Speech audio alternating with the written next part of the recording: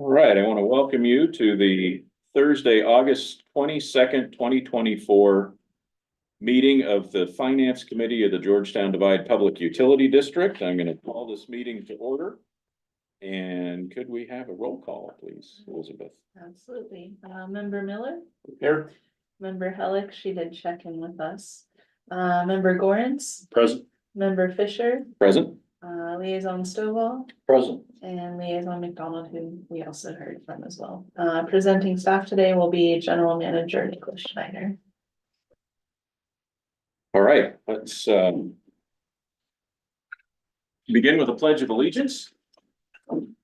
I pledge allegiance to the flag of the United States of America and to the republic for which it stands, one nation, under God, indivisible, with liberty and justice for all. That brings us to the adoption of today's agenda. I move to adopt current agenda for today. I hear a motion. Do I hear a second? I second. All in favor? Aye. Aye. Today's agenda is adopted. And with that, I don't see anybody online and I don't see anyone in our audience, but this is the time for public comment. I will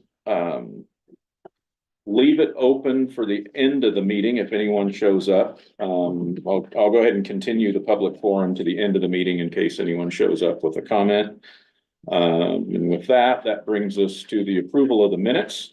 As we were discussing here and remembering we did not have a meeting in May, so we were looking at the meeting's minutes from April 25th. Anyone have any edits, any comments on the minutes from April 25th? And if not, we can entertain a motion for approval. I motion that we approve the minutes. Seconded. Motion Miller, second Gorens. All in favor? Aye. Aye. Minutes from April 25th are approved.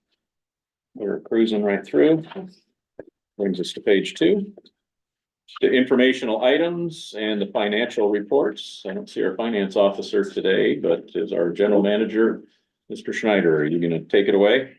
I'll do the best I can. If you have any questions, just note all these financial reports are not final. Okay. As of the June 30th date, they still are adjusting and moving as our end of year will not be closed until the end of September. So if you have questions, I'd be happy to try to handle them. Nothing really egregious is in there, but definitely if you have questions, please let me know.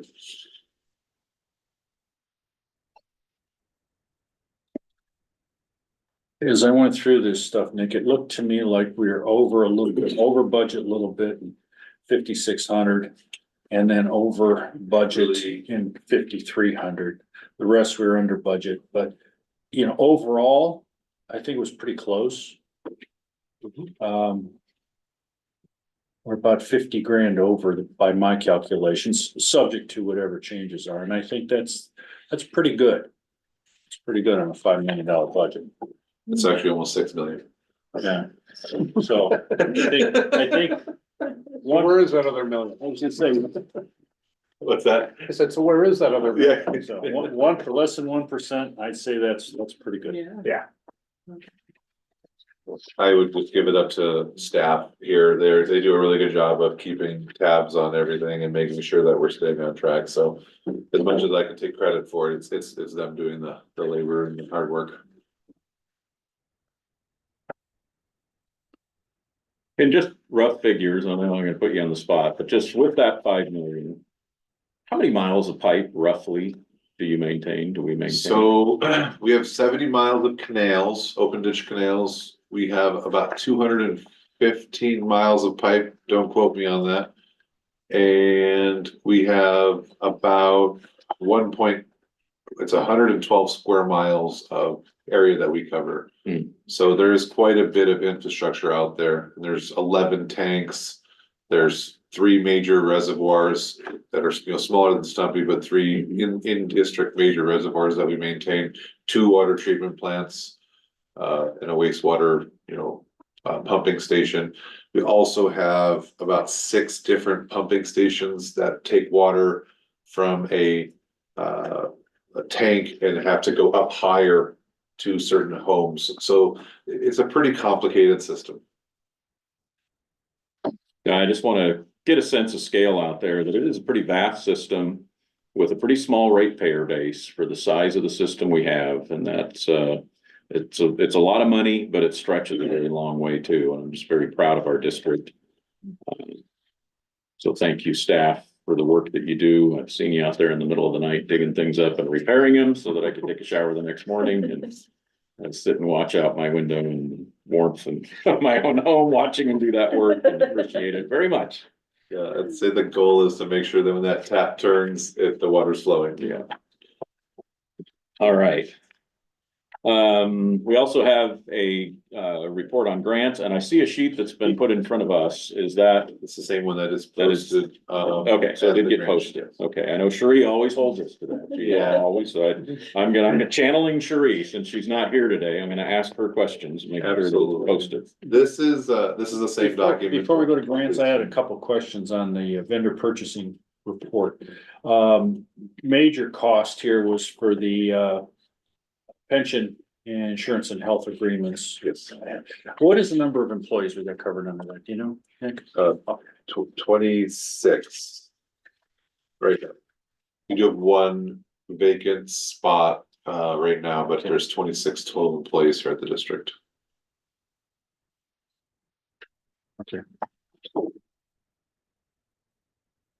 And did you want to run through the grant sheet? I think grants are a very key thing, especially the next item. We talk about all of our sources of revenue as it relates to a rate study. I'd be happy to. So this grant sheet's been, hasn't really updated a lot recently. We're still waiting to hear back on a couple different pieces to this. But if you look at the top section, the green section there, those are the grants that have been awarded. The USBR grant is to do some, canal lining upcountry, and this is something that we are just completing the environmental work for. So hopefully at the end of irrigation season, we'll be able to complete that work. We received the CAL FIRE wildfire grant last year. We've bought a masticating skid steer. We bought a masticating mini excavator. We just awarded a contract to a forester to do the work on determining what needs to be cleared, how it needs to be cleared, to set the stage for the major work, which is hiring a clearing company to come in and do a majority of the work. So we have 235 acres that were identified in the grant that we're going to be able to utilize as fire breaks throughout the community, utilizing some of our infrastructure, our canals to help firefighters fight backwards in certain situations.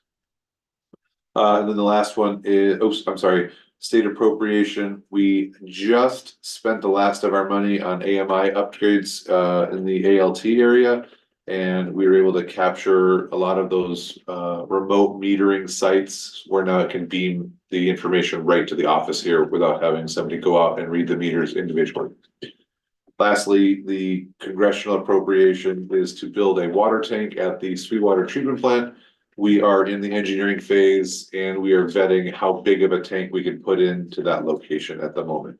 We received 1.25 million for that grant, and we're estimating that project will cost between 1.75 and $2 million. We do have some funding to make up the shortfall. I just can't talk about it yet. Okay. Secondly is the funding submitted. So this is kind of the ones where we've put out stuff and we've received something back and we're just waiting to hear back on the final number. The first one is a Cal OES or a FEMA grant that would help to pipeline a portion of the upper canal system. That's $3 million, 900,000 of in-kind services. So that will be our guys, our staff going out to install this pipe. And then we get $3 million to complete that project. Rural assistance from USDA. That's a $9 million grant that we are also putting in the upper country to do some canal line piping. When the mosquito fire hit, there's nothing to stop anything from eroding. So if we can close in those canals, then we have less sedimentation coming in, we have less contamination coming in, it's going to make for an overall cleaner product down the road. The next one down, the federal appropriation, we actually received we've submitted a $7 million appropriation to Senator Butler. And she accepted it. It's been moved through the Senate. It is now with the House of Representatives to build a hydroelectric facility at the base of the Stumpy Dam to capture energy flows out of the bottom and then provide additional revenue to the district in energy costs. Lastly, or second to last is a state appropriation. So in 2015, when the King Fire hit, there was a diversion that went from Onion Creek to the back end of Stumpy, and CAL FIRE was nice enough to redirect our diversion. So we were trying to right an old wrong and redivert that 4,000 to 5,000 acre feet back into Stumpy Meadows. So this is a project with the state of California to allow them to help fund getting that diversion to be coming back to the to our district. Unfortunately, it's right on the dividing line of going to the South Fork and going to the North Fork, and right now it's flowing south. We need it to flow just a little bit more north. And then lastly, WRDA, which is the Water Resource Development Act, is a an appropriation. It's a big lump appropriation where we can pull money as needed to do water supply projects.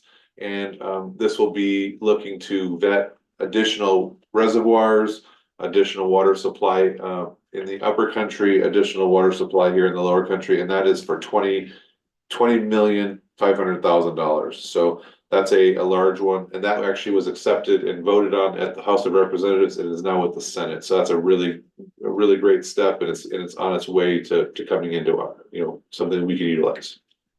Not all of the 20 for this district though, right? Oh, absolutely. All All 20.5 20 is for for this us. district. Wow. Yes. Given the location of the piping that's going into upcountry, it's not realistic to get hydro there because of the proximity of any lines and probably pressure both, right? So we would have hydro right below where all those pipelines are going in.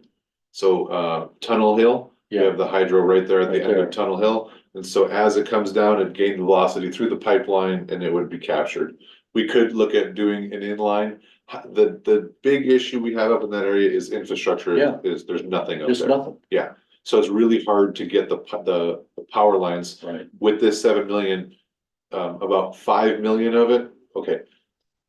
To build a hydro, it's about $500,000. The $7 million is to get electrical lines from Stumpy to the grid, and that's where we see the big issue. Yeah, okay. So where there's no infrastructure, it's really hard to connect into something, and so that's the majority of the cost is the connection. All right, thank you. We are still vetting and looking at water wheels. We have a company that's doing it here, and they're gonna basically pay us to do the work. They're gonna own them. We're gonna basically lease the water to them. So that's something else we're looking at to bring in a little bit of revenue. Thank you. And then the last one, last section is the blue section these are other areas where we have grants that we're looking for. We're looking for Water Smart grants, which is a big program from USBR. And we're looking for solar grants to put at the Sweetwater treatment plant. There is one that's the community solar, sorry, can't remember the name of the program, but it offers 2/3 grant share, 1/3 match. So we would be able to put in $4 million worth of batteries and solar, and we would only cost us $1.3 million. Nick, was there any impact to the district from the Crozier fire? It was far enough away. We were closed for 3 days due to evacuation orders, but there was no infrastructure threatened. It was nothing, never got close enough to anything. And it was a tremendous fight, watching the planes go over and battle to keep it on a ridge, or it could have been a big impact. Yeah. Very easily could have been. So Yeah, that's but- really great news. Could have been another part, same elevation, just different winds. It was blowing towards Walton, so we were watching very closely.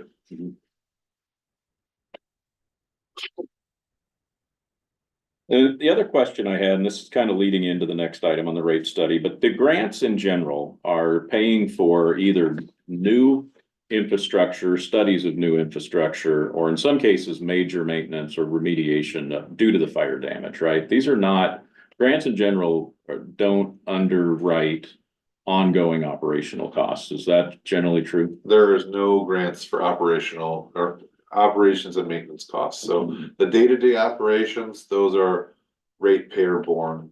When we go after grants, we identify improvements, we identify infrastructure that needs to be replaced or fixed. Those are projects that we can go after for grants. And in the budget, we have a whole section of projects that we identify that are, these are the big major projects that when we find grants, this is what needs to get done. So that's why we're constantly looking for grants, and we have a list that we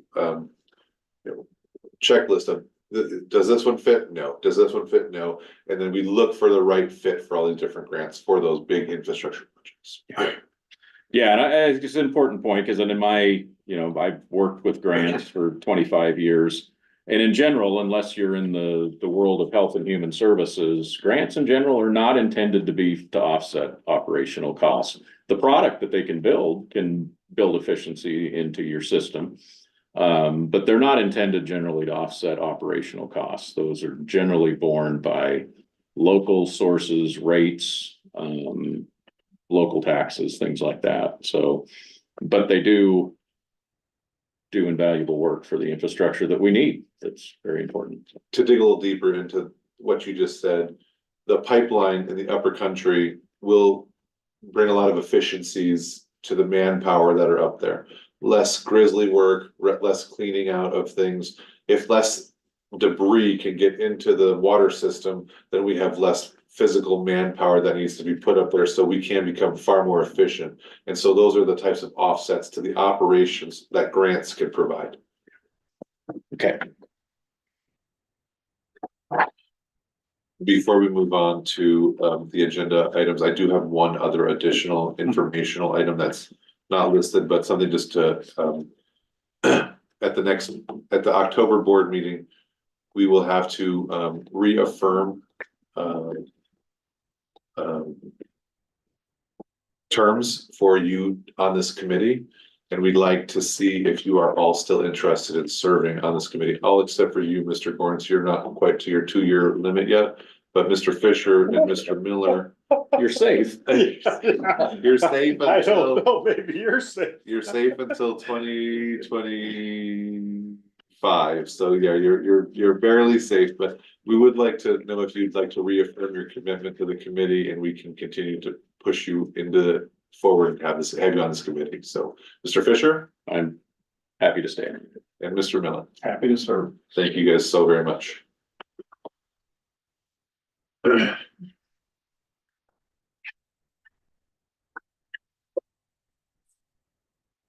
With that, if there's no more, and we still just check, make sure nobody's popped online. I see nobody in the audience. So I will open and close public comment, and we can move on. Am I correct? No other comments from the board? We'll move on to our action item number 6, a review and consideration of the cost of service analysis with possible action to provide feedback on the rate analysis. Yes, I'll just briefly lead into this. I did get an opportunity. I didn't get to be there in person. I did get to hear one of the presentations on the rate study, and I found it very informative. And just a couple of my takeaways is that this rate study is not the setting of the rates.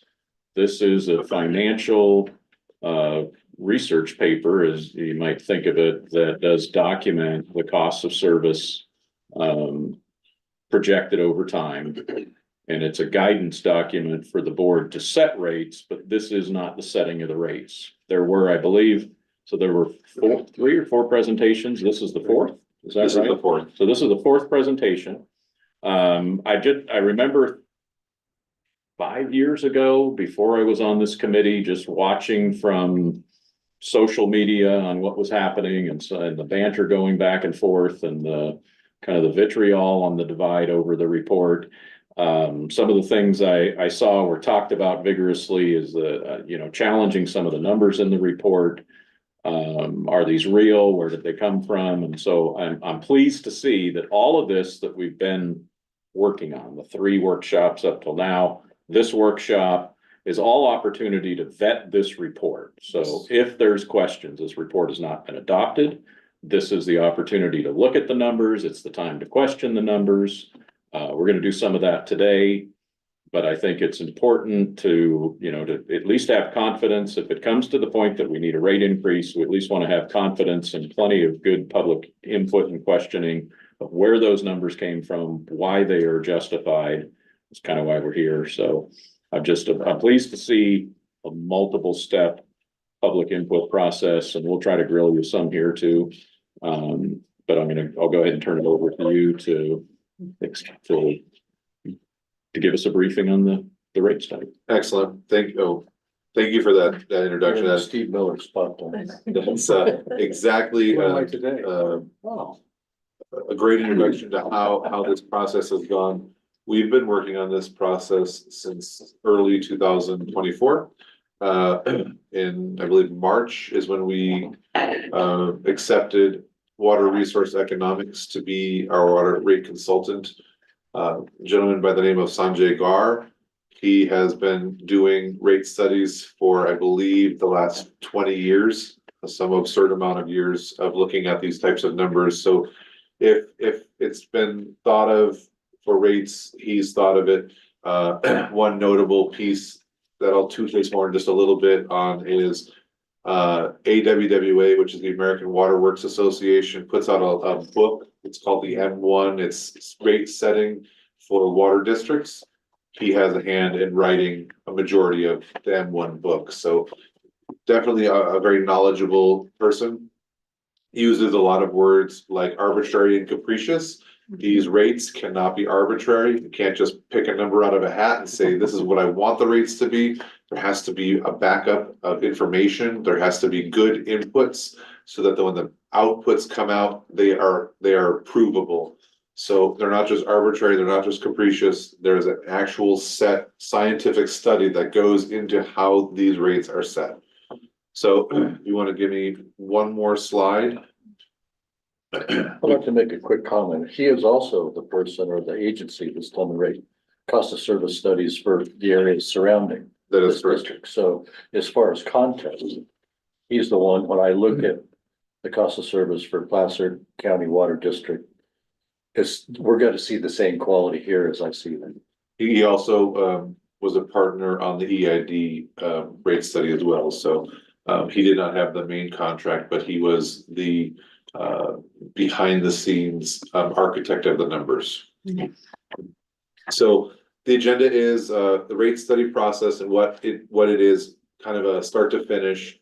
There's 2 different pieces to this puzzle that are rates related. You have the treated and raw water piece and the different pieces that go into that. And then you have the zone wastewater, which is related to the Auburn Lake Trails location and the financial plan and the rates that go into that. So do you want to give me one more? So just like every other business, there's lots of different terminology that is used, and it can be confusing, especially when you start to abbreviate terminology. So some of the abbreviations that are in here, if you want to go over those really quick, we talked about a few of those, but you have a fiscal year in here, so that's FY, and fiscal year is different than a calendar year, and that a fiscal year serves from July 1st to June 30th. So that is how we do our financials based on that fiscal year. So every July 1st, everything that we have resets. So all back to zero, and then we spend money until June 30th, and then it resets again. So that's how we budget. O&M, which is operations and maintenance, was brought up by Chairman Fisher earlier. Those are the costs that can't be used in grant funding, but they are the general day-to-day costs to operate the district. So when you turn your faucet, and when water comes out, those are the operation and maintenance pieces that go into getting that water to your home. You have CIP, which is the capital improvement plan. Capital improvement plan is those over and above projects that are not day-to-day operations, but they are important to make sure that day-to-day operations can continue to go. SWTP, which is the Sweetwater Treatment Plant. So this is important because there's a charge on bills currently that is called a supplemental charge, and it is utilized to pay a loan that the community authorized to build that plant. That fee pays back the loan, and that loan will be paid off in 2039. So there's a change to that supplemental fee coming forward within these rates that is a benefit to the average homeowner. So that'll be something important to note. COS, or cost of service, that's what this is. So as was stated by Chairman Fisher, again, there's a couple different pieces to the puzzle here. You have a cost of service. So how much does it cost to get water to the homes here in the district? And then you have a rate analysis, is how do you pay for that cost of service? So you have to look at how the cost of service increases due to inflationary or other spending, and then how does that translate into how much each individual customer pays for those different pieces. Cubic foot, or CF, a cubic foot is equal to 7.48 gallons, and that is how water is measured as it comes into your home. So on everyone's bill, you're charged, it's approximately 2.5 cents, I believe, 2.8 cents, something like that, per CF, or per 7.48 gallons. So, you know, people want to talk about their water being expensive. We can't go to the store. We can't buy 7.5 gallons of water for 2 cents, but we can get it out of our tap for that price. A miner's inch is it's a very old unit of measure, but it is utilized in raw water. It's actually 1/50th of a CF. So that is kind of an interesting way to look at it. But 1/50th of a CF or 1/50th of a cubic foot. the miner's inch It's 1/50th of a cubic foot per second. per second. Yeah, sorry. So it's the unit we use for raw water, and it's been here for many, many years, and we don't plan to change that at all. You have AF, or acre foot, which is equal to 325,851 gallons, or 43,560 CFs. So there's many different ways of looking at this. We have approximately 21,000 acre feet of water in Stumpy Meadows that is used to supply water to the district.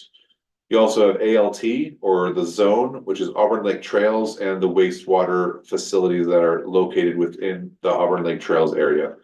And then you have the CDS, or the community disposal system, for those wastewater customers. So those are only related to the wastewater customers. And if you don't live in ALT, then those would not be of interest to you. So a rate study is, there's multiple pieces. So you have a policy framework that goes into the development of it.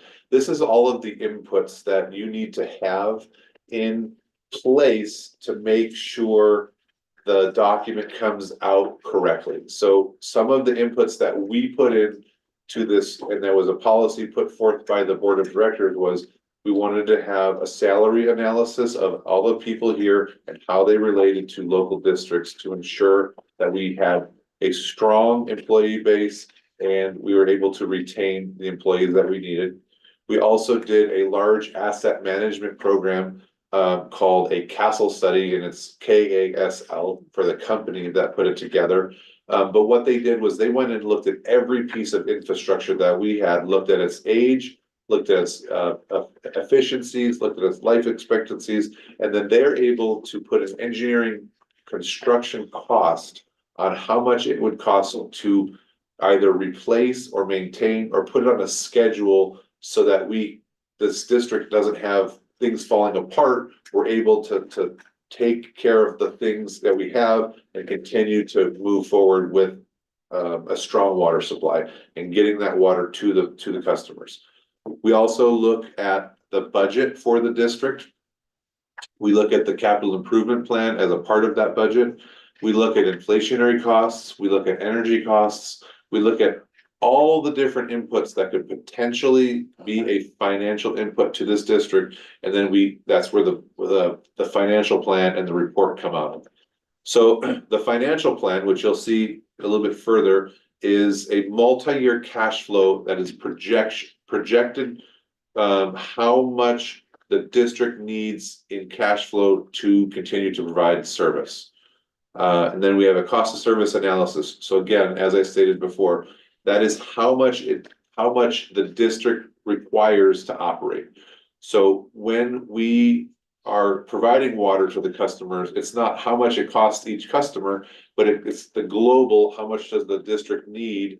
And that's the cost of service analysis. The rate design, again, from the previous slide, is how does each of that cost of service get delineated out to all the different ratepayers, and which ratepayers pay more based on their water usage, based on their meter size, based on where they are within the system. So they have to, this rate design accounts for all different, what's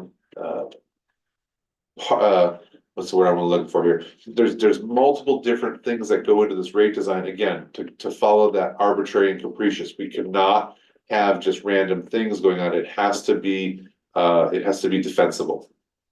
And then lastly is the documentation, and that's where we're at right now. So Water Resource Economics is currently writing a report that will take all of the different pieces from this rate study process and put it into writing, put it into words so that it's understandable, and that is what the board will utilize to set the final rates. Give me one more. So Prop 218 is a law that was passed by the state of California and by the people of the state of California. So now we cannot set our own rates. It's not just something that happens here in a boardroom. It has to be a customer engaged process. So as was stated again by Chairman Fisher, we had 3 town hall meetings last week, 2 weeks ago, excuse me. And those meetings were an opportunity to receive feedback from the people so that they could see where we're looking at things, what numbers we're looking at, and how this cost of service and this rate design will affect them. Prop 218 then makes us do certain processes along the way to finalize this. So there is a multiple step process to ensure that all customers are engaged in this process. It is not something that can be done in the dark of night. It's not something that can be done, in 1 week's time. Like I said, we started working on this in March, and we are not looking to finalize this until the end of the calendar year in December. So we have a long process of different pieces where everybody can touch in, it can offer feedback. We have a whole public hearing coming up in October where people can voice their concerns, and the board will be there to hear those concerns. Right? So getting into the raw and treated, what is the background information that we look at? And if you want to go one more time, the financial plan for this. So the last time that we had a rate increase was 2019, it was the end of 2019. And since that time frame, the inflationary number has increased approximately 19%. So we have kind of made it to this point, but as we look at the financial plan, you'll see that we do not have a lot of funding moving forward. And there's a terminology in the industry called technical default. And if we do nothing, the district will be in technical default by 2026. And at that point, the real problem is anybody who has lent us money can ask for that money back, and we would have to provide it to them instantly. So as stated, the Sweetwater treatment plant, whatever we owed on that loan, we would have to pay that back from our reserve account. And then lastly, the district will run out of money and be insolvent by 2029. So if you can go one more. Nick, before you go, you don't need to go back, but the inflation number of 19, that's increased cost to the district, or that's the overall inflationary index number that's published? It's the overall inflationary to the public. That's a public number. The cost to the district, it varies for different departments. Quick comment on that from a person on Social Security. That's the 19%. Yeah, from a director of a district, that's not the cost of cement, pipe and everything that this district needs to do to maintain our system. The two are That's, entirely different, as you'll see in the report.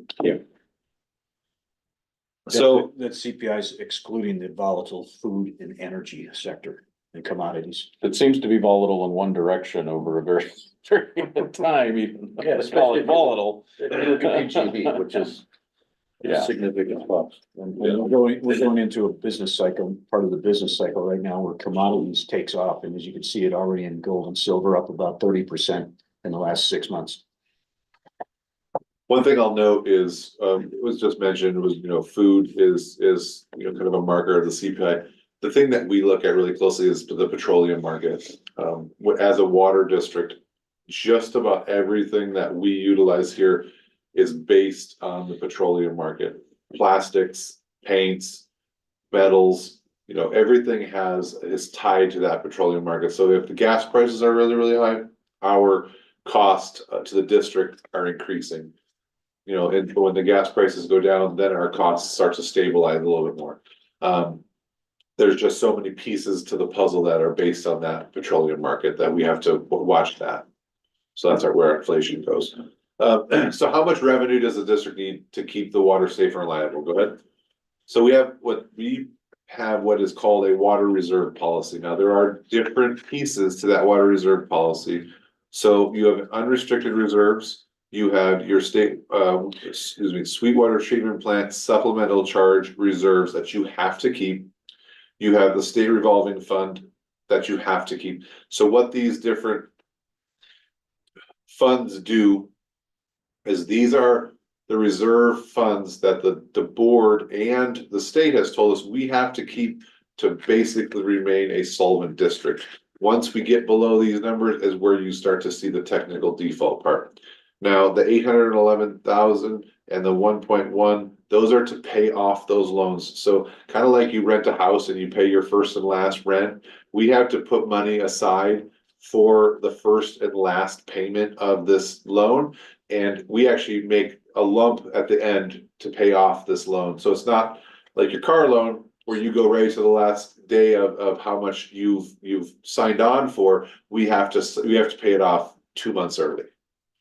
Then the reserve targets. So these are what we need to have in the budget to do projects and to continue to move forward. So you have an operating reserve, which is 120 days of, if God forbid we have another COVID and all the water bills are, we don't have to pay water bills anymore. We have to have at least 120 days of liquidity that we can pay the bills and keep the lights on.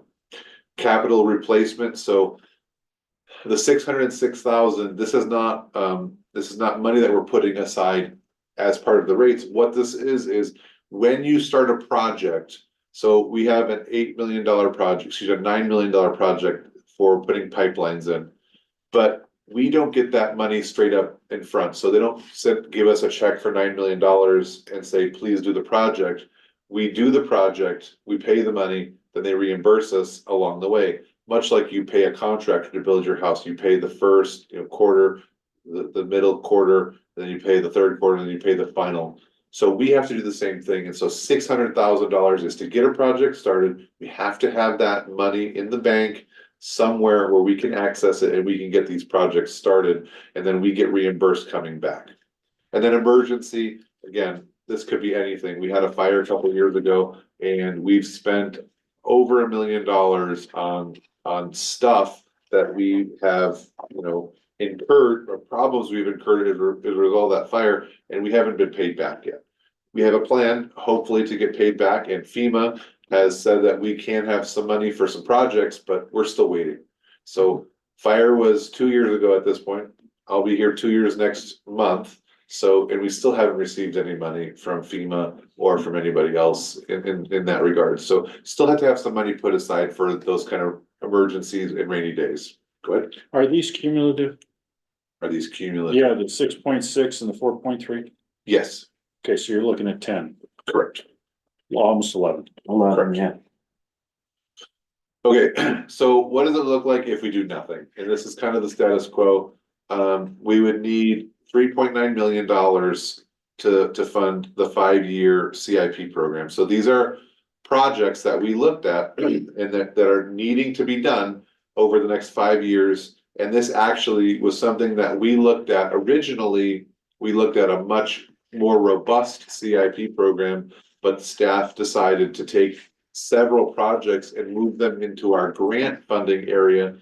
So when we receive grants, we can do those projects. So this is a much lower CIP hit to the ratepayers than originally was intended, approximately half as much.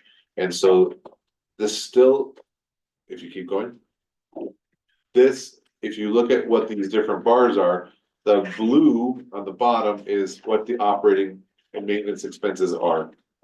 Then you have your debt service to pay off your Sweetwater treatment plant.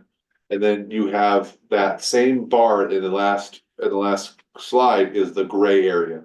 So what you'll see is in 2025, we're okay, we can meet the target. But in 2026 and then beyond, we start to that solid line is how much we have as current incoming revenue, but it doesn't meet the needs of what the district has. And by 2029, you can see that we have operating and maintenance costs that are outweighing our revenues. Go ahead.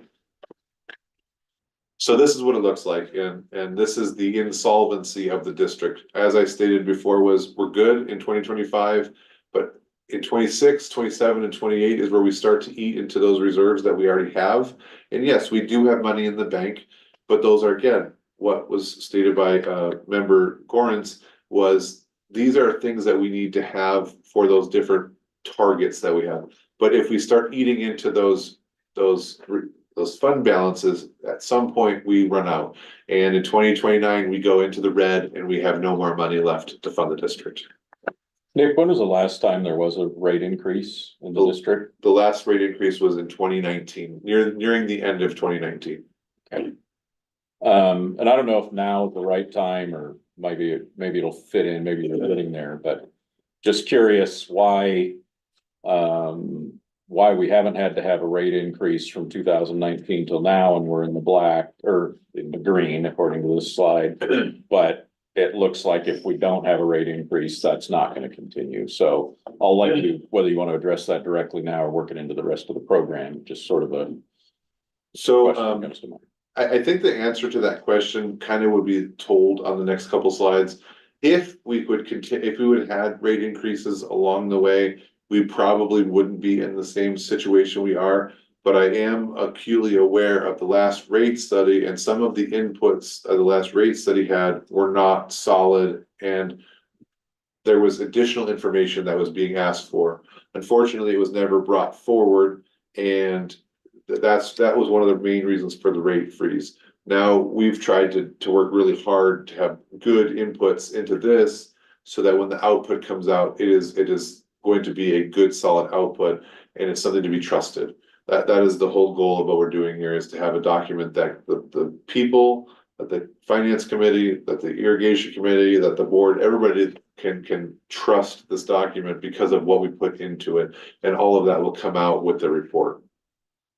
I think something that was mentioned in a previous public meeting is that 3 years ago, we just didn't have those numbers. They couldn't be trusted.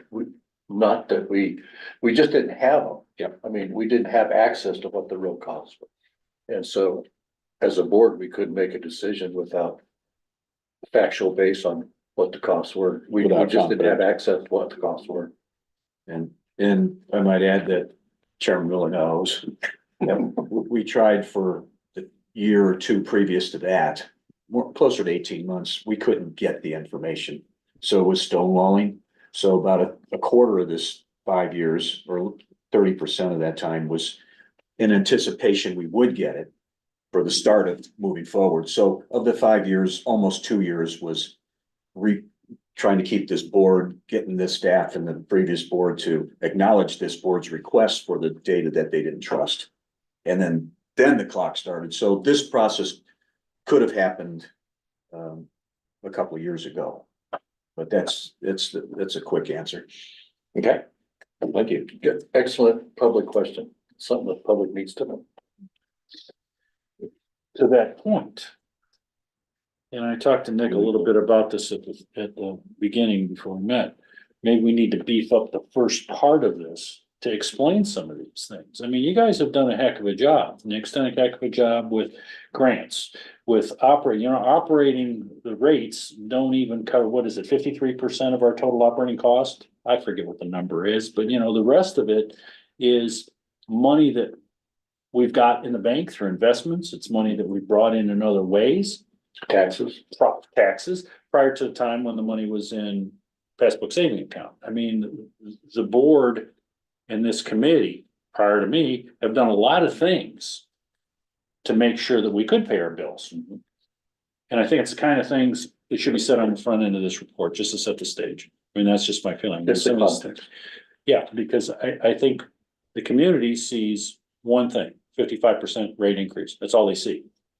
In my view, they don't realize how we got here. And they need to be told, this is how we got here, in my view. I don't know if you need comments on the front end or the back end, but that was the one thing that I saw going through this report and watching the meetings, which I think it's very well done. That was kind of missing, is the context. The public, couple members of public did come up to me before they asked questions at the end that weren't presented in the presentation Mhm. that should have, and they made some tweaks to it. But they didn't present the sense, why the urgency and what was the delay? Because that was spinning in their head through the presentation. Yeah.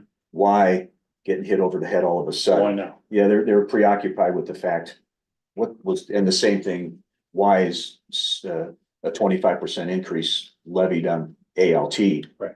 That one.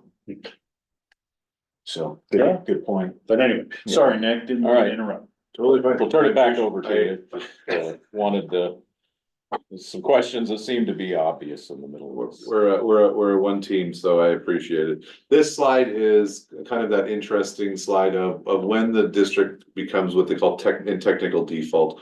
So the dotted line is the required amount of debt coverage that we have to provide, and the green bar is the coverage that we're able to provide. Once we go below that black line is when creditors could start to ask for their money in bulk payments. Mhm. And it would become much more difficult, and actually that green line would go swooping down much faster if they started to ask for that money. Mhm. So we don't want to ever get to that point, because then our credit rating goes down and it costs a lot of money to raise money for this district. Right. Next. So this is the proposed scenario of the cost of service analysis. You can see the solid line is where we're at now, and we are proposing the dotted line as it rises. So what that looks like is a 15% increase in 2025 and a 10% increase in the out years after that. Now, it's really important to note that those 10% increases could be utilized or may not need to be utilized. So a big theme of what we're talking about today is the grants, the investment revenue. There is hydro revenue that we can utilize. There's lots of different projects and pieces to this puzzle that we can utilize to help reduce those 10%. What this looks like is a ceiling of where the rates could go, not where they will go. So the 55% is the elephant in the room, so to speak, of it's a 55% increase. However, if we're able to complete some of the projects that we have on the books, that may not be the case. And then if we go to the next slide, this shows how our fund balances will continue to be met based on what the reserve targets are. So the goal here is to keep that dotted line inside the green bars. And if we're doing that, then we are meeting the goals that were stated on that slide with all of those reserve balances. And so you can see here that we have a small dip in 2028, but we're still within the green. And that's because of a difference in CIP charges over that year. We have a little bit higher CIP where we have to pay for an additional project. And so that kind of dips, but we were able to keep in that green bar moving forward. And then this next slide just shows that as we continue to meet those fund balance reserve targets, that will have enough debt coverage to be above it's 110% of coverage is what you need. And so this green bar will stay no technical default. We're able to continue to make our payments. We'll be able to go out to 2029 like was originally intended. Sorry, 2039, excuse me. Okay, so how much does it cost to provide water and raw water, treated water and raw water to the customers? So this next slide is kind of our budget in about, it's condensed from 30 pages to one slide. So there's a lot of information in these numbers, a lot of context here, and I could try to get you as much as I can. So our operating requirement is $5.3 million. That's how much it costs to provide water and raw water to the customers. We have some revenue offsets. That's $564,000. This includes the investment income that we have. This includes we receive an annual payment from SMUD for operating within the county. That's about $130,000 approximately. This also includes penalties. This includes leases. This includes late fees. There's lots of different things captured in that $564,000. Next is $726,000 in capital improvement requirements. So now this is it varies every year, but on average, it's about $700,000 to $750,000 that we're going to be needing in capital improvements. So these are the projects that we need to fund through rates. We have debt service to Walton, which is a small one, that's $25,000. And then we have the big one, the debt service to Sweetwater Treatment Plant to pay back the loan, that's $587,000. We also receive some hydro revenue now. That is $55,000, and then we also receive property tax revenue. So those both offset the need. So the total rate cost, the rate revenue requirement is $4,086,796. So that's kind of that whole culmination of the beginning slides. This is how much we need to determine and how much we need to get from our rate customers. Everybody is going to pay up to this number. And we don't want to go over this number. This is the number we want to try to hit. Nick, the property tax revenue offset. Who pays that? How is it paid? And what's been its trajectory of increase over the last, say, 5 years? So everybody who lives within the service area pays property tax. And that is something that's collected at the county level. We receive a percentage of that property tax from the homeowners here within the district, comes back to us as an allocation. I believe it's gone up about 1% to 2% every year. So when 2 years ago, it was 1.8 or 1.85, I believe, million, and we're just over $2 million now.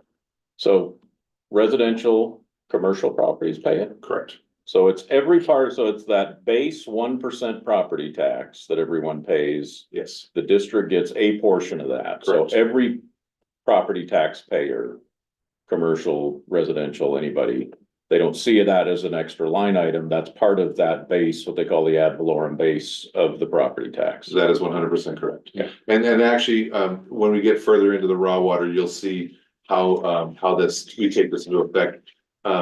So this is, when you pay your water bill, you don't feel it like you said, but you are paying an additional portion of your water bill in your property taxes. So every year, your property tax payment, you're paying a little bit of your water bill.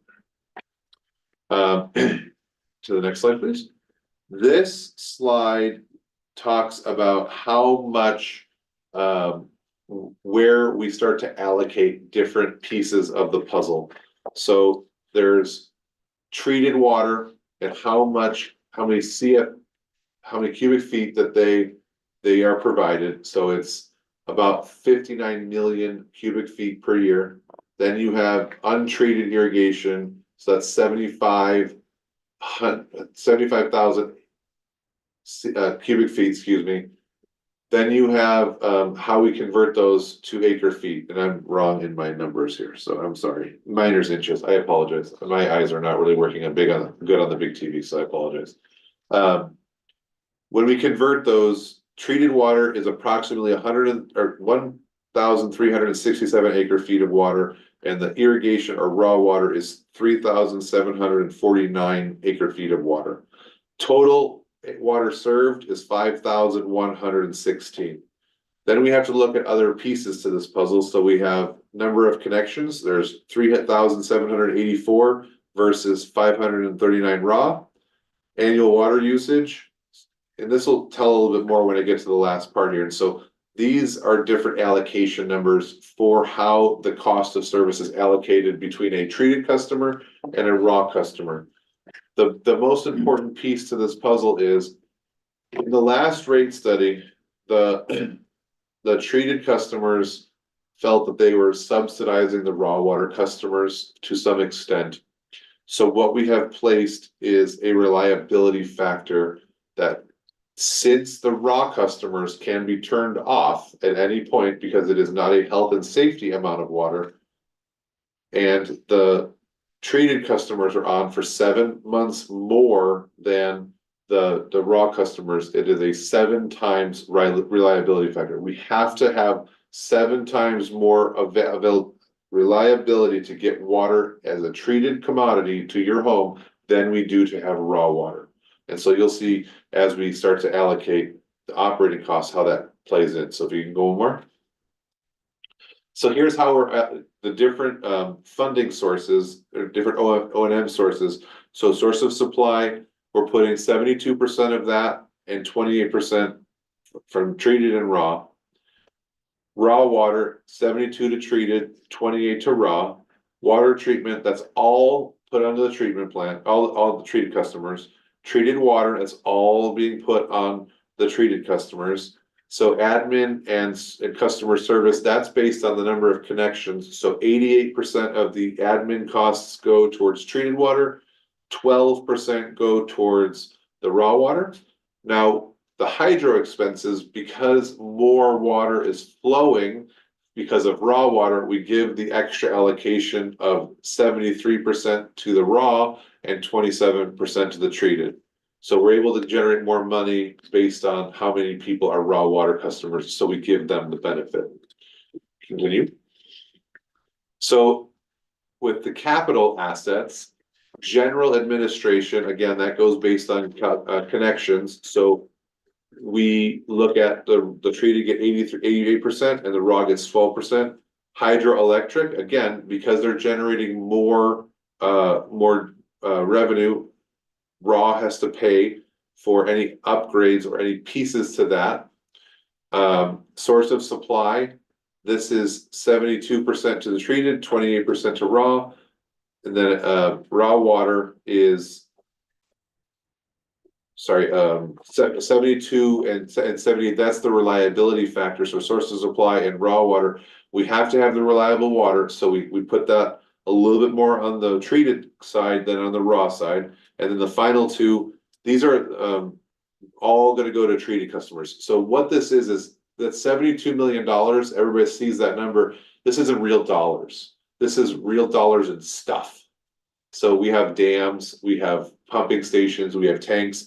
And if we were to sell the system to somebody, it would be worth $72 million or more, you know, whatever the going rate would be. So, but this is what it would cost to buy all of the different pieces to this district.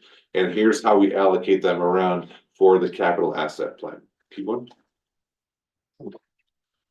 Okay, so then you have revenue requirements, and these follow a very similar metric. Operating requirements, that's 88% of the treated customers are going towards the operating, 12% is going towards operating for raw. And the offsets also follow the same metric, capital requirements. So that's going to follow the same thing that we had for capital. If you go back one slide, I wanted to touch on that real quick. On the bottom there, we added all this together. So do you see how it's 83 and 17? So that's a weighted average for the treated versus the raw customers. So we bring that over to this slide. Before you, since you were back there, I did have a For sure. question. Yes. Do any of these facilities, do you depreciate these for their Yes. current, so their state? So these are not brand new costs. These are shown in their Correct. kind of depreciated state, okay. Cause I think it costs you a lot more than 72 million to buy the entire system. Yes. And then I just wanted to add, I mean, to me, when you get to what's your operating costs, you know that because you pay the bills every month. That's easy to estimate. It's easy to vet. These are probably some of the harder numbers to vet. And I wanted to ask you, what kind of cross-checking, what kind of vetting has been done to these capital numbers? Yeah, so this was, much of this is born out of the Castle study that I referenced earlier. So it's an asset management study.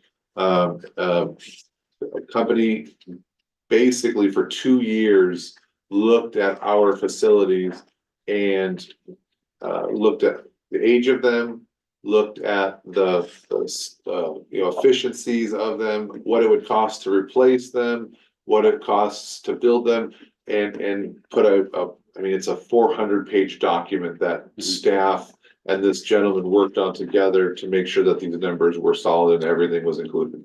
And where does a member of the public find that study if they want it? Is it So online? there are pieces of the study that can be read, unfortunately, due to some of the sensitive nature of where our pieces and what they do for the public. There are certain portions of that report that are not available, but it is on our website underneath documents, our document library. Yeah, and we also have when I get to the end, I'm gonna mention it again, but we have a website that we set up just for this process for transparency's sake. So that everyone can see all the documents that went into this, that are gonna go into this report. It's all gonna be there, so you can go look at it yourself. Very good.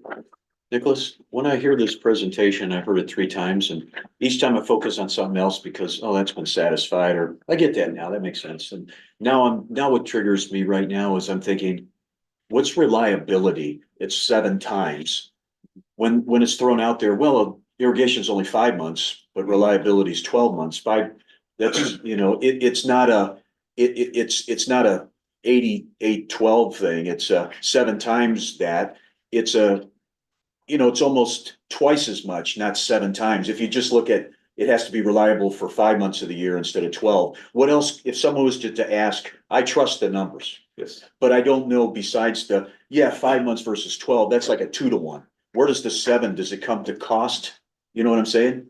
It has to do with, there's 7 months that this has to be on, and it's a factor of this can't ever not work. Can't stop. Treated The water. raw water, I can turn off. I'm gonna use Director Stovall as a guinea pig. He's a raw water customer. Done it before. If we have an issue with the dam and we can't supply as much water, we can't get the gates to open, something happens. I'm gonna say, turn off all the raw water. We're gonna turn off everybody's service and we're only gonna supply treated water. I can't do that with treated water. So that 7 months, we're taking that and saying, we need 7 times more reliability to provide treated water to customers because of how important it is and how this health and safety factor. What's why 7, not 4, not 10? Is it the money it takes to provide?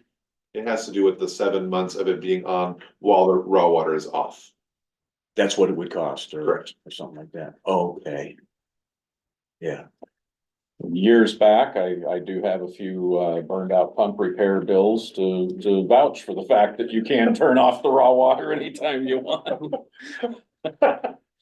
Before my time, and I apologize. Before your time, before anybody's time.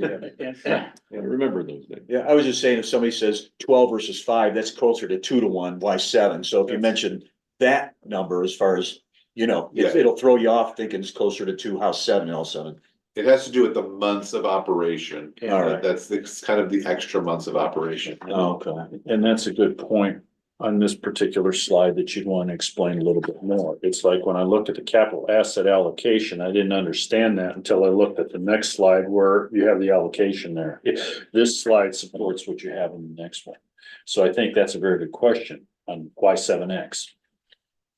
And just seems to me we could say a little bit more there about why, because somebody's gonna ask, why not four? Why not three? It will be explained in the report pretty thoroughly. That is something where we'll have to explain that very, very thoroughly.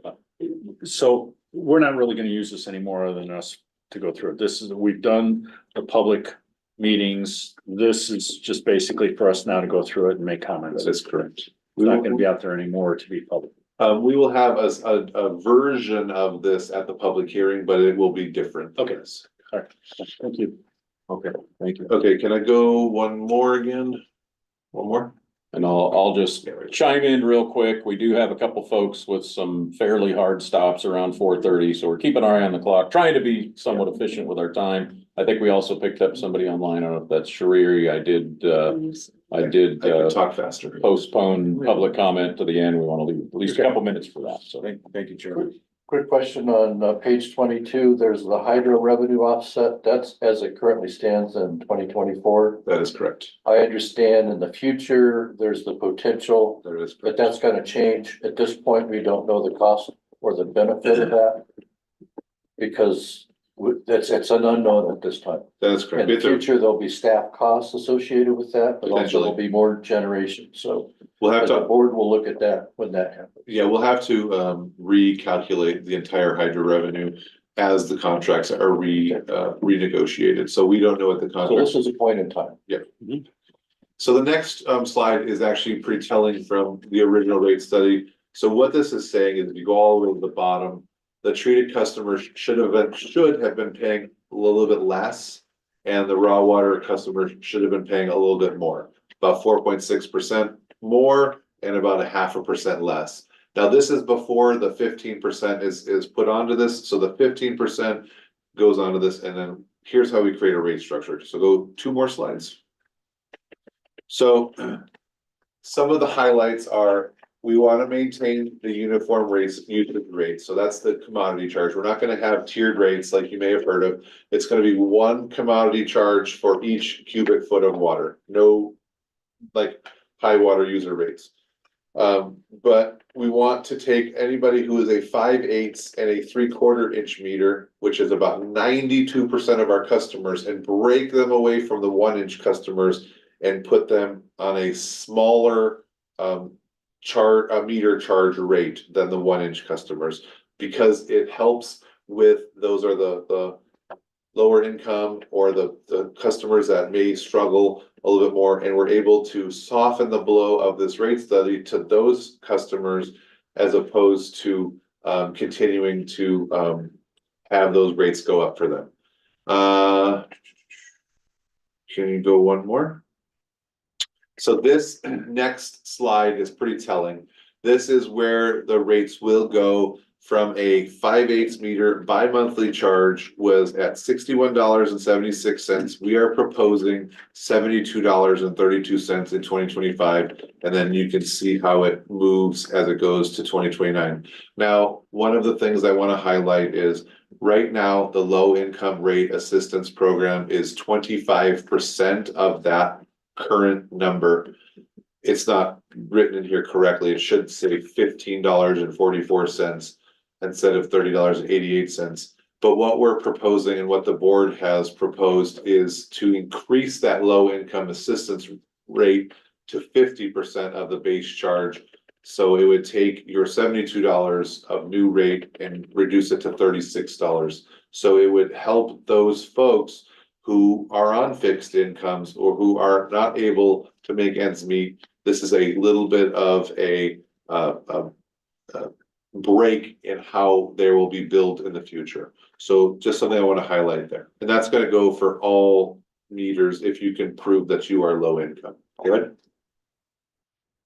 So the next is the supplemental charge. So this was the charge for Sweetwater treatment plant. Originally, everybody paid $30.16.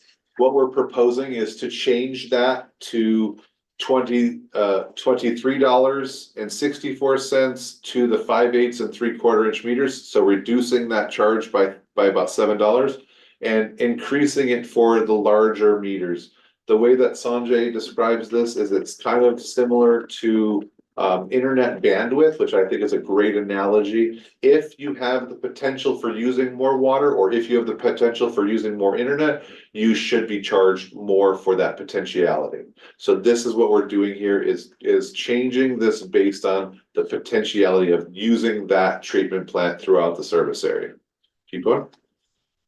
So here is what, if we were to combine both of those, your bill would look like. So on a 5/8 and 3/4 meter, you would go from $91.92 to about $95.96. Now, this doesn't include your water usage charge, but the base rate goes up about $4. Now, as you see further up, when you have larger meter size, you have that larger potentiality, your rates do go up higher because of that potentiality. And that is something that maybe should have been considered in the past, but now we're trying to consider it. And it's getting away from the arbitrary and capricious of the last rate study, and we're getting into more realistic numbers of how much water you could use or you are using. Can you go back one? Did you, I don't know if you elaborated it, if you did, I kind of missed it, but the usage rate, I mean, that's pretty significant. So it's base plus usage, right? Yes. So you're looking at a maximum, again, these are not adopted rates, these are guidelines for maximum, but over 5 years, you go from 2.6 cents per gallon or per cubic foot, pardon me, to 4.5 cents. So that's that would be what, 80%? 2.6, 4.5, Yeah. yeah, about a 70, yeah, close enough. Yeah, you're Okay. probably close. But I'll show you, and if you go 2 more slides, it does kind of say, this is where the efficiency part of it comes in. So this is what we look at as what is the impact of your whole bill and how much percentage increase does it go up, in the first year. So when we look at it, a 5/8 meter in a very low water user of a 5/8 meter is going to see about a 5% increase. So, you hear the 15% of what it's going to cost, but 92% of our customers are going to see at most an 11% increase. So they're not going to see that 15%, and many will see less than that. And so when the commodity charge goes up, it does help promote some conservation, does help promote some efficiency, but this is what the average customer will look to spend and pay for on their water bill. How does the customer find out if they've got a 5/8 or a 1-inch meter? There is a way to find out. You can look at your meter and it just says right on your meter, or you can call us and we can tell you. We are trying to get it put on the water bills. It is more difficult than I thought. I never knew how hard it was to change a bill template, but it is egregiously hard, and I'm working on that, and we're looking at a workaround. And we have no problem telling you what your meter is. If we have to come out and look, we would absolutely do that for every customer. But 92% of customers have a 5/8 or a 3/4 meter, so most people, unless you have a home that's built after 2021, I believe, you have likely a 3/4 And meter. and that's that extra need required for the sprinklers. Fire blows, yes. You wanna go one more? Okay, so the raw water structure, and this is something I wanna highlight on because of the property tax discussion that happened earlier. There are 8 customers who live up country who are not district tax paying customers. They pay property taxes, but they do not pay property taxes to us.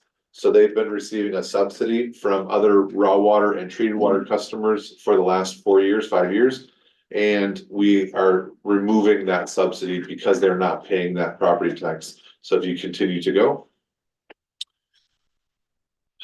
you'll see that half of a miner's inch is $77 currently. We are proposing a $91.72 miner's inch charge in 2025. So that would go up by approximately 19%. And those outside the districts would go up about 100% because they have to pay for that property tax that they're not paying now. So we're going to offset their property tax by having them pay additional revenue. What you'll notice is it's about $150 of increase in it per miner's inch for inside the district customers.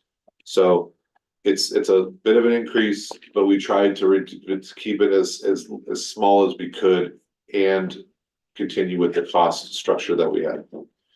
Okay, so we can get into zone, or I can take some questions on the water. Yeah, I'm gonna ask some questions. Committee members? There may be a reduction of raw water users as a result of this, and this is something that we'll know by the time we talk about the next annual budget. That is correct.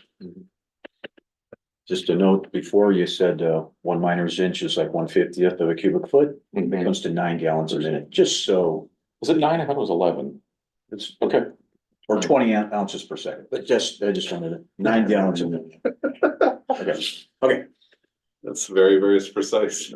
So zone wastewater, last rate increase occurred in 2018, about 21% inflation since then. And there was actually a credit given to a majority of the customers, and unfortunately, that credit has been overextended longer than it should have been. The really egregious part of this is the wastewater fund will run out of money by 2026 if you do not do something. So how much revenue does the district need to dispose of wastewater? Can anyone more? So basically, our reserve is about $940,000, and that's unrestricted access. We are proposing for reserve targets of 235,000, and that is basically the bare minimum of what we need to operate the district.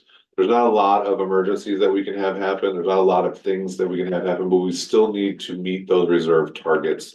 So this is what we're looking at. Continue. So as was stated, if we leave things the way they are, we run out of money in 2026 and 2027, and we are not able to maintain the system anymore, and we'll have to start borrowing from the water system and making a loan, thus increasing the water rate increase needed. Continue, as you can see here, So it'd have to be a loan, because you can't allocate. you could not give money to two different, you have two different enterprise funds, and that's an SEC violation if one fund pays for another fund. Got it. So what you see here is where the rates are and what the O&M expenses are. We are not bringing in enough money now to cover the operations and maintenance of this portion of the district. Continue. And this is where it gets really bad. We have enough money to cover next year, but we run out of money in 26, and we continue to run out of money, and was stated that it would be a big issue for the water fund to have to pay for this and then to have to be paid back in the long run. One more.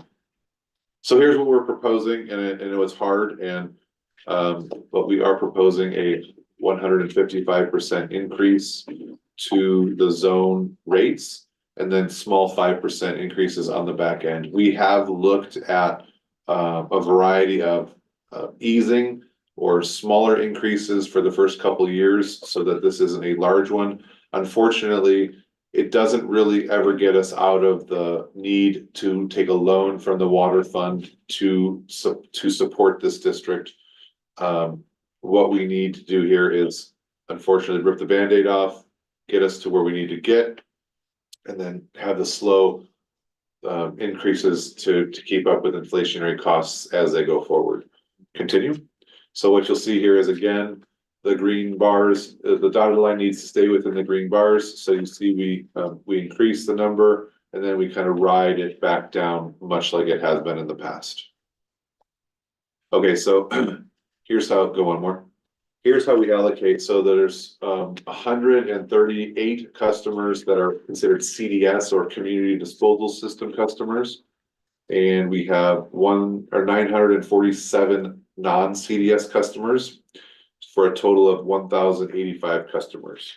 If I could, just for clarity, because the meeting I was listening to, there seemed to be a little confusion on what CDS and non-CDS was. And so as I understand it, all of Auburn Lake Trails is in the zone. Correct. 135 of those customers toward the front, toward the western end of Auburn Lake Trails tie into a community leach field system that you actually maintain. So you're in service delivery for those 135 customers. Yes, The rest, you're in a regulatory role where you are inspecting tanks, making sure they're getting pumped, but you're not directly in, they're all, Basically golf course customers. exactly, yeah, I was on it, so I kind of know. Yeah.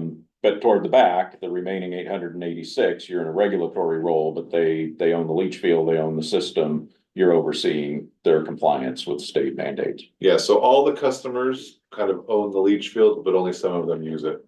Yeah, that's how it, unfortunately, that's how it operated. It has to do with the WDR permit that we have. There is no delineation within the permit of a CDS and a non-CDS customer, but we do allocate the costs differently to those different customers because there are larger outputs to a CDS customer versus a non-CDS customer. So if you take my bill, you don't see, holy cow, 155% increase the first year. If you take it with all the charges and everything and the water usage, I'm probably in the 75 percentile, but it's a 25% overall increase. Not, the 9, the 5, the 6, the 8, remember, outside KLT? It would, in my case, it would be a 25%. And if you're a low water user, you're probably still 22%. But it's because it went for an extra few years, the credit, which came to about $400 and $500. Then you have to kind of pay the piper back now. Yeah, so that's it in a nutshell. Trying to relate it to someone asking a question. It went about 2 years longer.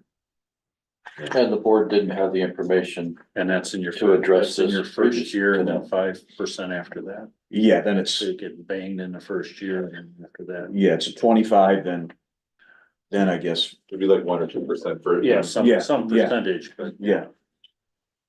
Go one more. All right, So this is the telling slide, and a lot of people ask, well, why am I paying for the leach field? And so here's where we're showing you, you're not that's not calculated into this. The CDS customers pay for the O&M of the CDS portion, so that's anything that has to do with CDS, the leach field, any of those pieces. Non-CDS customers do pay for O&M, and what that is the gentleman who comes out, who does your inspection, who does the dipping, who does the work on that. So that's a lower cost than the CDS O&M. Permit management, everybody has to be on the permit. That is what we learned. We spent a lot of money to figure out that we can't get out of this and. We tried. We tried, we spent a lot of money. I think it's around 50 grand if I'm not. We spent at least 50 grand and so unfortunately, the permit will stay with the district until somebody else wants to have the joy of taking it from us, and that's It'll cost you more. that's fine too. And then CIP, since there's no CIP for a non-CDS customer, we're not gonna ask them to pay for any CIP costs. So that would be new pumps, if we have to put solar or any kind of other energy saving devices on, those are all gonna be paid for by the CDS customers, not the non-CDS customers. Okay, go ahead. So here's where, and this is kind of how all the charges were supposed to be allocated. This is what it should have looked like. So kind of with everything, you see the permanent management cost is all the same. The CDS O&M per customer is $60. The permanent or the O&M for a non-CDS customer is only $18. And then you have the CIP of the other pieces to the puzzle. This is where it was kind of before. Continue. Before the credit. This is what it should have looked like before the credit, yes. And now here's what it looks like today. So today, a CDS customer that's a developed lot pays $99 a month, and we are proposing that goes up to $186 not per month. This is bi-monthly, excuse me. And then the 5% increases on top of that. The developed lots within the non-CDS, they're paying $22.19 right now. We are proposing $68.93 bi-monthly. As was stated by Director McDonald, if you go one more slide, it kind of shows what a bill will look like and how it changes for the different customers. So a proposed bill, a developed lot bill will go up about 33%, and a CDS customer will go up about 38 to almost 39%. So what's the frequency of these bills? every 2 months, so Okay. bi-monthly. If I said monthly, I apologize, I know going back and forth, that was my fault. Oh, is that much? It's more than what I said? Yeah. This is based on an average water use, so if you use less water, it goes up less, if you use more water, it goes up slightly more. Oh. Okay. I didn't get as whacked as. But if you calculated yours, you can see what it is right there, 245 is the proposed water bill, so I don't know what you pay now. Yeah, it looked like to me I was going from 196 to 245. So you may use a little bit more water during certain months of the year. Yeah. So as you use more water, like in the summer to garden or to Yeah. have lawn, then you may pay slightly more in the summer, but it'll taper back off in the winter time to the 245. Okay. And then the last slide here, so this slide has the website on it. Everything that you want to look at will be there, and we can show it to you right now. So it has all the inputs, it has all the presentations that have been given, it has all the dates, it has a link to the YouTube of any time this has been presented, so you can see all the different pieces to this puzzle, and you can go in and take a deep dive and look at the reports that went into this. And then when the report comes out, it will be here as well for review. And it's right on the main page. It's on the main page, yeah. You just click on the main, if you click on our main page, it's real easy to get to. But we just wanted to show that this is, trying to be as transparent as we possibly can, trying to get as much of the information out to the public so that people can see it, they can read it for their own eyes. They don't have to take my word for it. They can do their own analysis. Nicholas, did you say this, 245 is what I calculated my bill to be exactly, but, this is a typical lot? Is this typical, that number you gave for non-CDS, yeah? Yes, Average usage. Right. so you're right on your calculation. Yeah, okay, all right. Yeah, I was gonna make a brief summary to the committee on how it breaks down as far as who's affected the most, just in case to summarize. The 8 irrigation properties outside the property tax jurisdiction outside the district, but inside the sphere of influence where property taxes don't contribute to the water district revenue, that's the most impact. Those 8 lots. Those 8 lots. Yeah. The 299 customers representing 8% of the 3,784 treaty water customers that have 1-inch meters, that's the next most hit the impact. Percentage or dollar could vary. The next is irrigation water users in general, followed by ALT CDS golf course community wastewater disposal system customers, followed by me, non-CDS, followed by non-CDS water customers, and then 5/8 and 3/4 inch meters, and then the low income water users probably will see a decrease for the first year or two. So that's the order of impact. This is the 4th time I've heard this, and I'm not sure why, but I think it's the presenter.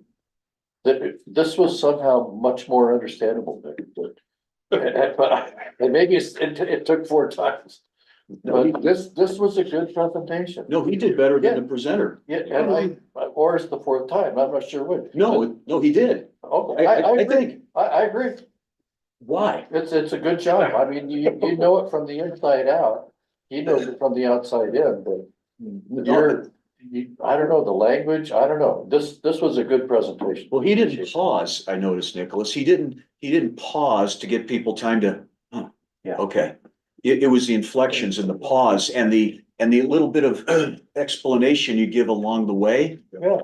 I'm thinking, this is how it should be. He's good. I love the guy. Anyway, for whatever it's worth, I agree with you. There's a lot of color on understanding how the district operates that you can add. So 2 years of experience within the district, we know the different pieces and the different things that are important. We understand what projects are coming, we understand what things are happening behind the scenes, and he has had, a 30-second view of the water district.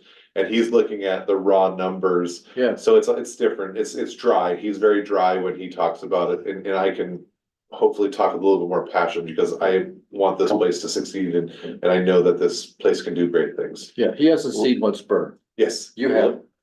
let me do this. I'll turn to the, we do have a caller. We'll see if there are any comments from the caller. You can raise your hand in the next moment or two if there are.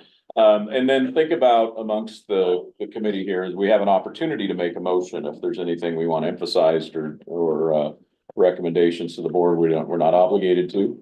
But if anybody wants to make a motion, we can do that. So I don't see a hand online.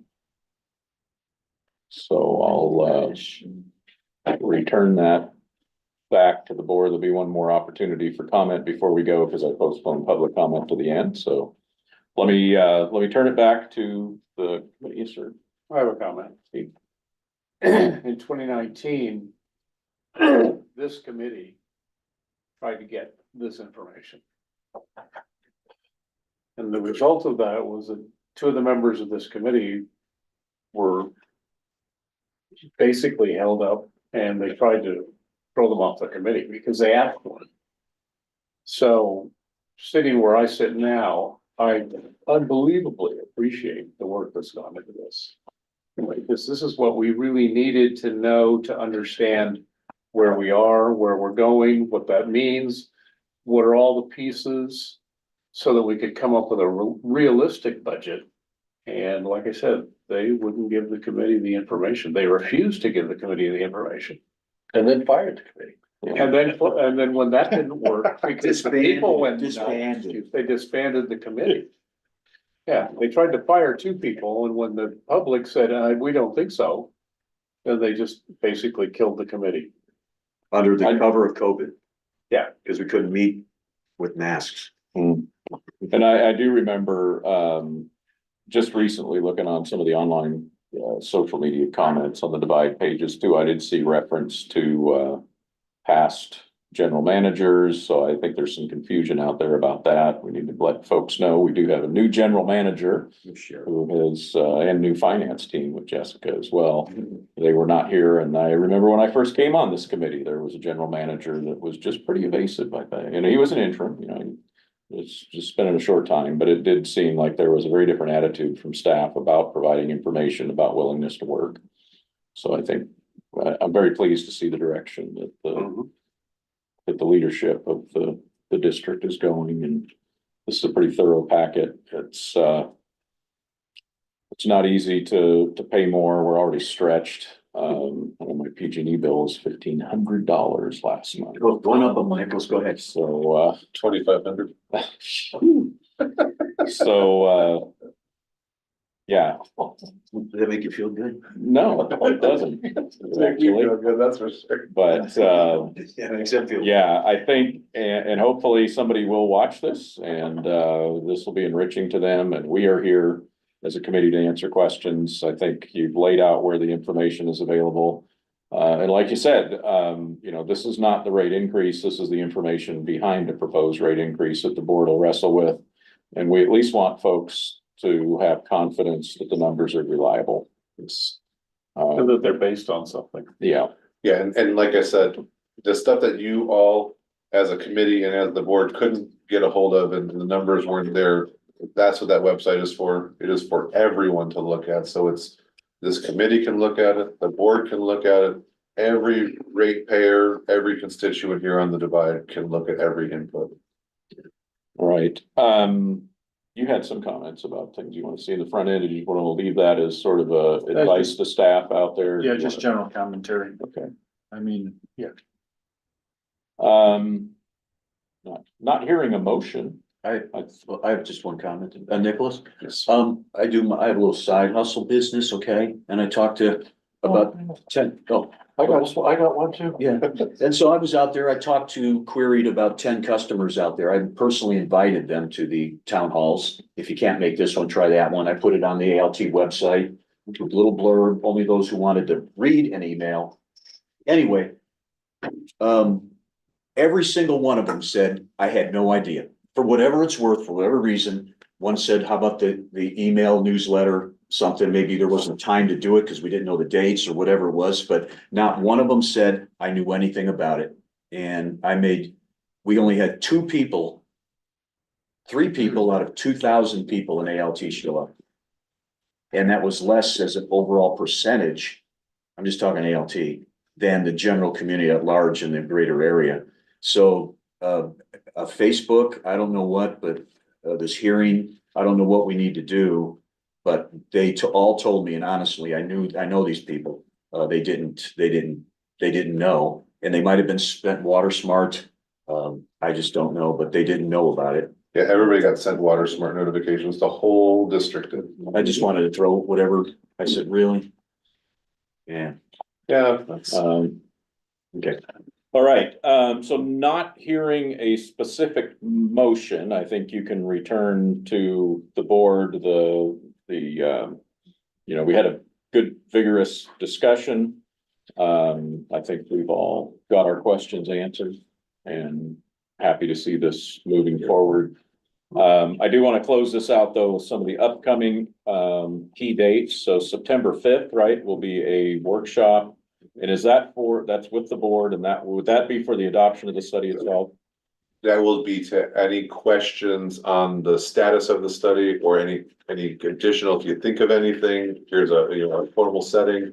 The customers will have an opportunity to weigh in on anything that they have in their research process. So yeah, it's just a touch point for everyone to be involved with the process again. Okay, so opportunity number 5, September 5th. October 3rd, the There board, is a next week, we don't have the date yet, but we are trying to do an irrigation committee meeting. okay, And that is gonna be a touch point for raw water customers. We're gonna do the same presentation. Probably we'll hold off the zone part of that, yeah, just because it doesn't pertain as much to the irrigation customers, but so that'll be another touch point Okay. if people want to get involved. so next week, time uncertain yet, but next week. Yes. October 3rd, a rate hearing of the board, so that's where you begin to talk. You move from the theory of the study into what the rate is gonna be, right? 100% correct. Okay, and then then there's an opportunity from October to December for there to be kind of public digestion of all that, and the board sets the rate December 12th at this Correct. point is what you're looking at. That So is that's where all this goes from here. So 2 more opportunities next week and then September 5th. And then the board gets down to the business of the actual rates between October and December. What date is that meeting on October 3rd? Time? 2:00. It's 2:00. I'm just sorry, I came in late. September 3rd, That's October 3rd. October 3rd is board meeting. It's a board meeting. It's at the regular board meeting. And the September 5th Oh. workshop is when? Same time, 2:00. Board meeting. Is that when the customers when is that time where the customers come in at the time of the vote? So that'll be October 3rd. Do you remember when we had it? Do you remember when we had that meeting? We will not have it here at the office. We will have a different Oh. location for it. Oh, okay, Yes.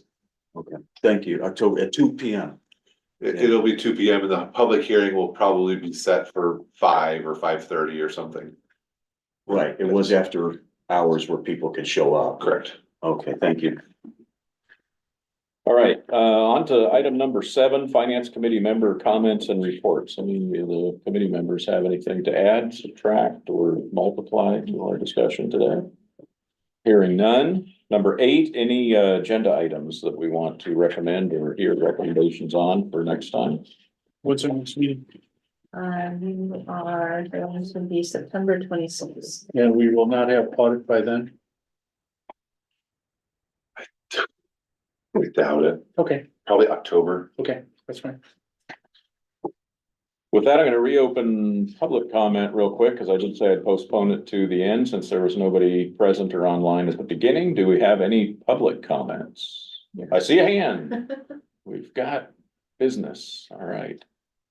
Go ahead and unmute and Can Who do we you have? hear me? It's Yes. Sheree.